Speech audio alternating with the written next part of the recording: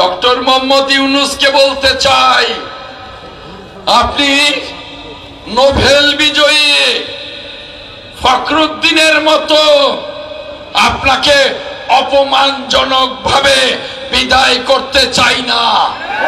তাই বলতে চাই যে সংস্কার সংস্কার করে আর নির্বাচন পেছানোর অপচেষ্টা করবেন না। কোন রাজনৈতিক দল নির্বাচনকে ভয় পেয়ে তারা বলছেন আগে স্থানীয় নির্বাচন দিতে হবে। আরে এই স্থানীয় নির্বাচনের জন্য কি 16 বছর বিএনপি এবং রাজনৈতিক দলগুলো রাস্তায় রক্ত দিয়েছে? এই স্থানীয় নির্বাচনের জন্য কি 16টি বছর সারা বাংলাদেশের মানুষ আন্দোলনে অংশ নিয়েছে?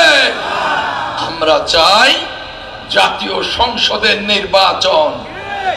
ডক্টর মোহাম্মদ ইউনূসকে বলতে চাই, আপনি নোবেল বিজয়ী ফখরুদ্দিনের মতো আপনাকে অপমানজনক ভাবে বিদায় করতে চাই না। আপনাকে সম্মানের সাথে বিদায় জানাতে চাই। তাই নির্বাচন দিন, নির্বাচনের রোড ম্যাপ ঘোষণা করুন। দেখছি এই সরকারের আমলে আইন শৃঙ্খলা পরিস্থিতির অবনতি ঘটছে।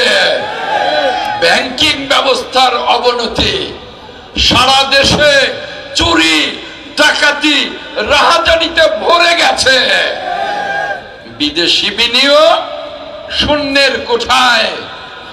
সকল রাষ্ট্রগুলো অপেক্ষা করছে নির্বাচিত সরকার আসবে, তারা এই দেশে বিনিয়োগ করবে।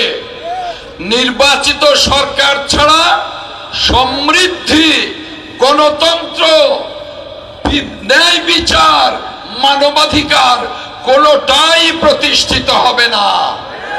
তাই বলতে চাই, নির্বাচন চাই দেশের জন্য, মানুষের জন্য।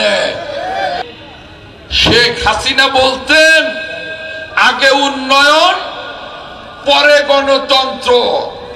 মানেটা কি জানেন? আগে লুটপাট তারপরে গণতন্ত্র।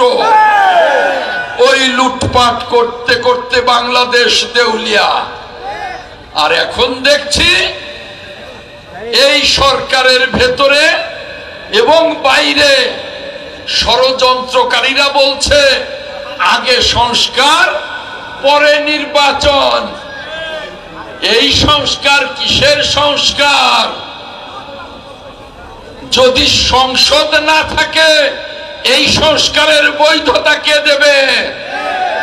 আমরা স্পষ্ট বলে দিয়েছি, একটা অবাধ এবং নিরপেক্ষ নির্বাচনের জন্য যেটুকু প্রয়োজন ওইটুকু সংস্কার করবেন।